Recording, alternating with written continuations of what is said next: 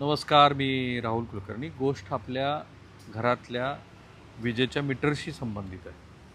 आता मेसेजेस फिरत आहेत की पुढच्या 24 तासामध्ये तुमचं मीटर बिल बदलून घ्या, ते स्मार्ट असलं पाहिजे आणि म्हणून संपूर्ण राज्यभरामध्ये वेगवेगळ्या पद्धतीच्या प्रतिक्रिया आहेत. जसं आता ही मंडळी आहेत ना, यांना पण त्या स्मार्ट मीटरबद्दल काहीतरी बोलायचं आहे. आता मी थोडी माहिती घेतली आणि मला असं लक्षात आलं की बरंचसं कन्फ्युजन आहे, नेमकं काय करायचं आहे.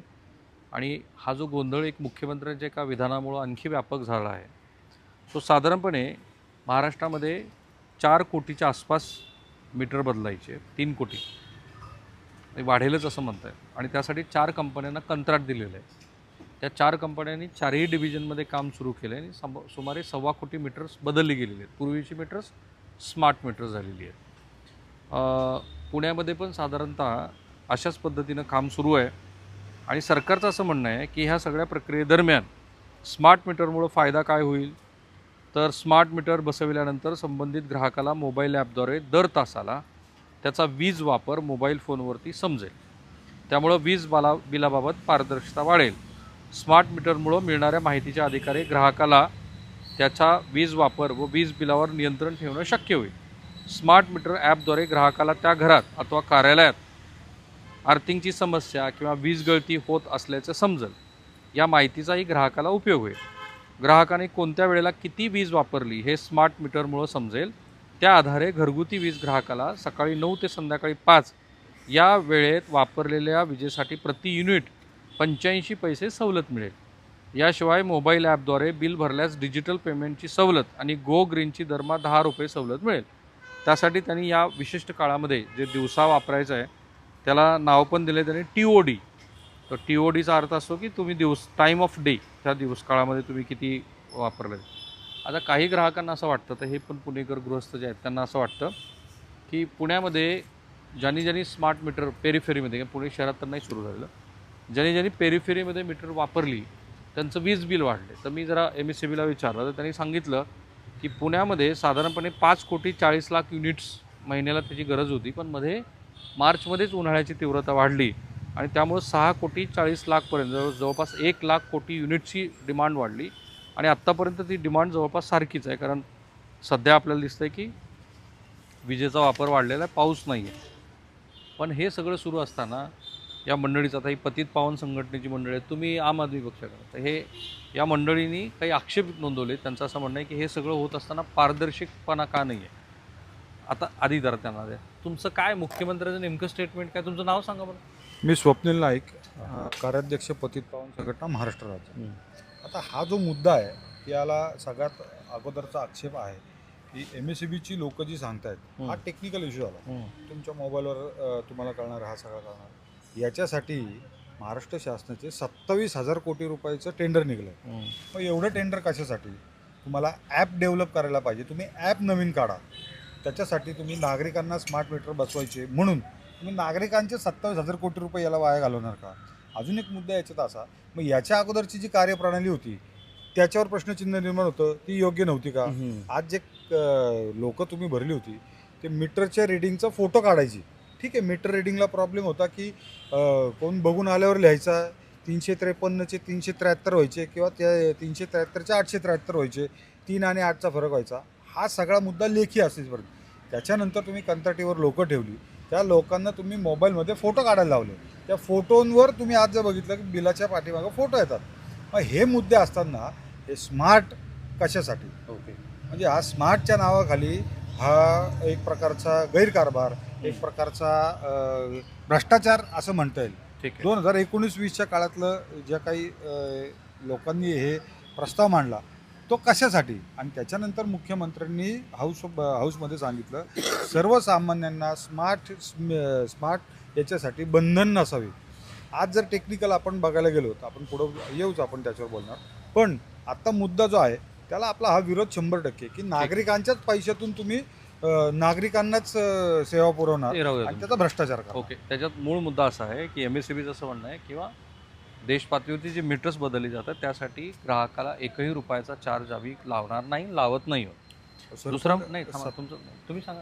दुसरा मुद्दा MSEB म्हणजे महावितरणचं असं म्हणणं आहे की पूर्वी मीटर रिडिंग ही प्रॉपर होत नव्हती. जे लोक जायचे ते उशिरा जायचे, म्हणजे त्याची जी बिलिंग सायकल आहे त्यामुळे ते डिस्टर्ब व्हायचे. समजा 10 तारखेला मीटर रिडिंग घेणं अपेक्षित आहे, काही लोक 11ला जायची, काही 12ला जायची. जो ह्युमन एरर होता मीटर रिडिंगमधला तो पण आहे. आणि मुख्यमंत्र्यांच्या ज्या स्टेटमेंटबद्दल ते बोलले त्याच्यामध्ये एक वाक्य आहे की सभागृहामध्ये मुख्यमंत्री बोलले की प्रीपेड मीटरची कोणालाही सक्ती आम्ही करणार नाही आहोत. त्याचं मी फक्त एवढंच सांगितलं की दोन्ही बाजूचा बॅलन्स असावा, लोकांच्या मनात कन्फ्युजन असू नये. हां, पुढचं काय मुद्दा? आमचं म्हणणं आहे की स्मार्टसाठी पैसे तर आमचेच घेतात ना, पैसे थोडी वेगळे करतात. हा टेक्निकल प्रॉब्लेम त्या महावितरण कंपनीचा आहे, ज्या कुठल्या कंपनी घेतलं, मग त्याचा भार नागरिकांवरच का?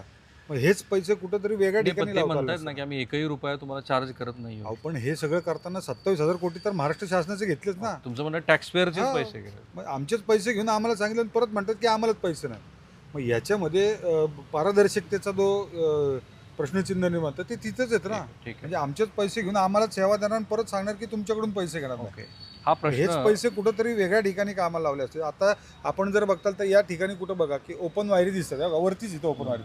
हे तुम्ही अंडर ह्याच्या करण्यासाठी तुम्ही तिथं पैसे खर्च करायला पाहिजे होते. तुमचं मत आहे की नको त्या गोष्टीसाठी नको त्या पैसे. गोष्टी आणि तर त्याला. हे याचं नाही. आता याच्यामध्ये हे खरं आहे की गेल्या 20 वर्षामध्ये किती वेळेला मीटर्स आपण बदलली. ज्यावेळेला श्री अजित पवार हे ऊर्जा मंत्री होते त्यावेळेला पूर्ण राज्य पातळीवरती मीटर बदलून झालेली आहेत. त्याचं टेंडर कुणाला दिलं त्याच्यावर बराच वाद पण झाला होता. आता ते राज्य पातळीवरचे मीटर्स बदलून जर फार दिवस झाले नसतील तर आता देश पातळीवरती ते मीटर्स का बदलले जातात. अर्थात MSEBीचं किंवा महावितरणचं काय म्हणणं आहे मी तुम्हाला सांगेन. तुमचा काय मुद्दा होता? तुमचं नाव सांगा. माझं नाव अमित मस्के, मी आम आदमी पार्टीचा राज्य समन्वयक आहे. खरं तर तुम्हाला दाखवलं पाहिजे की असा एक मेसेज हा सगळ्यांच्या मोबाईल फोनवरती आला आणि ह्याच्यामध्ये 48 तासानंतर तुमचं मीटर बदलण्यात येईल. पण हा सिस्टीममध्ये ग्लिच फार आहे की तुम्हाला प्रीपेड मीटर बदलणार आहेत, पोस्टपेड मीटर बदलणार आहेत. आम्ही तंत्रज्ञानाच्या बाजूने आहोत, कारण देश तंत्रज्ञानानेच विकसित झाला आहे असं आमचं म्हणणं आहे आणि हे आपल्याला देशाला दिसलेलं आहे. परंतु त्याच्यामध्ये तुम्ही कसं करणार आहात? ग्रामीण भागामध्ये ही कनेक्टिव्हिटी आहे का? त्या ग्रामीण भागामध्ये नेटवर्क येत नाहीत. आजही आपण औद्योगिकरणामध्ये बघतो MIDCमध्ये ते गुरुवारी सुट्टी देतात. का तर ते गुरुवारी लाईट बंद असते असं आपण अभिमानाने सांगतो.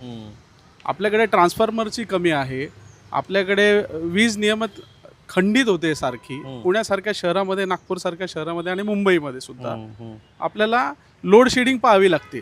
मग ग्रामीण भागाचं काही वेगळंच यामध्ये उत्तर असेल. ह्यामध्ये तुमची भीती अनियमितता. काय आहे? आमची भीती हीच आहे की आमच्या अधिकारांवर गदा येते.